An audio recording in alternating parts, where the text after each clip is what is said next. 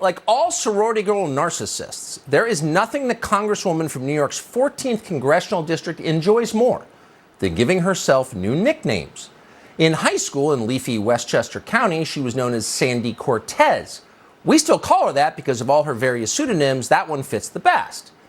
And then, when she became a member of Congress, she adopted the august and faintly exotic title Alexandria Ocasio-Cortez, which sounds like the name of one of Che's girlfriends in revolutionary Bolivia. You can just picture her in the back of the motorcycle in a beret. And then, when she ascended still higher and became a Kardashian, this very same person began going by simply AOC, Queen of TikTok. But along the way, and most people do not know this, she had still another name. During the 2018 Democratic primary, in which she beat party stalwart Joe Crowley by attacking him for being white, Sandy Cortez went by the name Alex.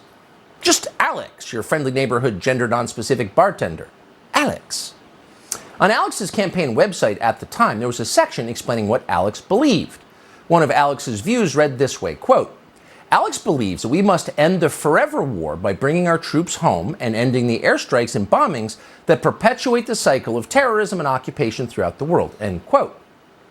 Now, a few people noticed this because for a self-described progressive, that didn't seem like a very surprising position.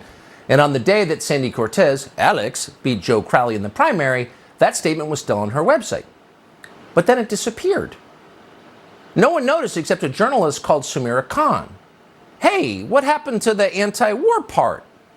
Now, Alex, who by this point had morphed into Alexandria Ocasio-Cortez, blamed the deletion of this position on her supporters, who she claimed were running the website and had done it accidentally. Who knows what happened to it? But Samira Khan sensed there might be more to the story. How long, she asked at the time, will we be moaning on and on about single payer while there's bipartisan support for nuclear Armageddon? Well, that turned out to be a pretty good question, Samira Khan. And in fact, it's no longer a rhetorical question. There is indeed now bipartisan support for nuclear Armageddon. We're not making that up. Joe Biden said it out loud at a fundraiser the other day. Oh, by the way, nuclear Armageddon on the way. Okay. And then Republicans in Congress said nothing, which is to say they backed him up. And Sandy Cortez, she stayed totally silent. And that really is the point. Now, if you're watching this show, it's likely you don't really care what's going on in the so-called progressive movement. It's not one of your interests. And why would you care? They're mostly trustafarian clowns. They're jokes, kids with weird hair, pointless liberal arts degrees, stupid fantasy-based politics. That's who they are. But it's also true that over time, people like this can be useful. Sometimes you want principled people taking principled positions. It keeps the system in balance. You need that. Not everyone can be a mercenary. Otherwise, you wind up with what we have now, which is true insanity. An ironclad consensus in Washington that we somehow have a moral obligation to destroy ourselves and our children's future in an utterly pointless war against Russia. What? Everyone seems to think that. And we mean everyone on both sides, from liberals like Nancy Pelosi to conservatives like Joni Ernst and everyone in between them. And that's a huge problem because it's insane. Someone needs to say it's insane out loud and break the spell, the hypnotism. That would be the job of a so-called radical like Sandy Cortez. That's why she exists. Now, you may despise her. Obviously, we do. We say so often. But at certain key moments, people like that have a role. They stand up and they tell the essential truth. No, we should not go to war with Russia. What are you kidding? This is lunacy. Pull back. And if Sandy Cortez did that, it might actually help. It might actually save the country. But that's not what Sandy Cortez is doing right now, because it turns out she is not at all what she claims to be.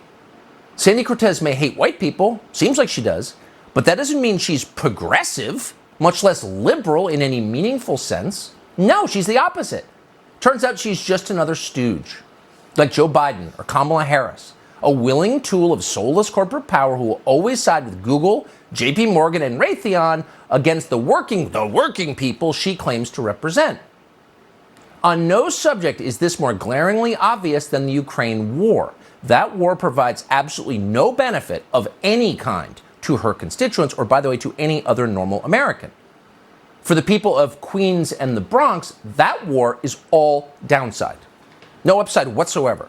Sandy Cortez is not a radical. She's not a progressive. She's a neocon, just like everybody else.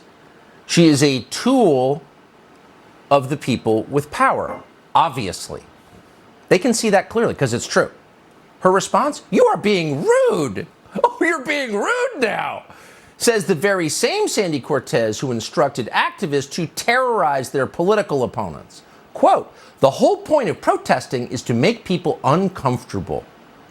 Oh, is that right? So they were kind of following your instructions, weren't they? The protesters you just saw used Sandy Cortez's preferred tactics against her. They immediately seized the moral high ground and they started yelling. And they got no response from Sandy Cortez. Why is that? Because she has nothing to say. They're onto her. They know who she really is, and she knows that. They were right. Shortly after she took office, Sandy Cortez funded the largest expansion of our nation's military ever. In 2019, she approved an unprecedented $738 billion military budget. Now, publicly, Sandy Cortez never justified this vote. Instead, she kept demonizing the military she was funding, right? Of course. Watch I don't this. believe our whole nation's priority is to slaughter people in other parts of the world. I think it is a priority of a powerful and concentrated class in the United States that happens to have a grip of control over our government. Oh, okay. So that was the TikTok approved version. That was for all the college kids on social media. But in real life, she didn't mean a word of it. The only part she meant was America's terrible. She does believe that. She does hate the country. But pulling back from a war that will hurt the country, why would she do that? She doesn't like the country. Anything that's not in our interest, she's completely for. And that's why this year, Sandy Cortez, along with every member of the squad, the progressives, voted to approve another massive $40 billion military spending bill. Cori Bush even voted for it, even after she admitted it would directly contribute to, quote, the increased risks of direct war and the potential for direct military confrontation between Russia and the U.S. So even Cori Bush, probably the lowest IQ member of the United States Congress, it was pretty obvious where this was going. It was going to war with Russia. But she voted for it anyway. They all did. Meanwhile, the leaders of the Democratic Party tried to sell this, which is, again, a step toward war, which does not help us in any way, only hurts us, as a humanitarian effort. If you're an out-of-the-closet neocon, this makes sense. But if you're Sandy Cortez, who's all over TikTok talking about the working people, fighting the man, what does this tell you about her? She doesn't care about the people she claims to represent. She has contempt for them. She talks about their misery only to leverage it for her own benefit. She hoards power in their name. They are merely the tools of her personal advancement. They're not her real constituency. How could they be? They don't benefit from this. Her real constituency is NBC News, the editors at Teen Vogue, and Volodymyr Zelensky, the celebrity-endorsed dictator of the most corrupt nation in Europe. Zelensky is now shaking down our cowardly Congress for more cash at the very moment our own economy and our own borders are collapsing. Why? And what does Sandy Cortez do? She affirms it. She's not a progressive. She's a stealthy neocon operative. The entire leadership of the so-called progressive movement is that. They're totally and utterly corrupt. Is anyone on the left pointing this out? Has Cenk Uygur said a word about it? The so-called radicals at Chapo Trap House? The Atlantic Magazine, NPR, MSNBC, are these left-wing media organizations always telling you how deeply they care about oppressed peoples? All of them calling for radical race war every day. But when actual civilization-ending war looms on the horizon, they're cheerleading for it. Right alongside the Pentagon. Has Sandy Cortez asked that question? Have your progressive pals asked that question? As long as it takes to do what? How long is that? What's the goal? And at what cost? And what's the risk? Should we weigh those? No. As long as it takes. Why? Because they're getting more powerful, even as our country is getting less powerful by the day. So where are the real liberals? Where are the real progressives? Well, Aaron Mate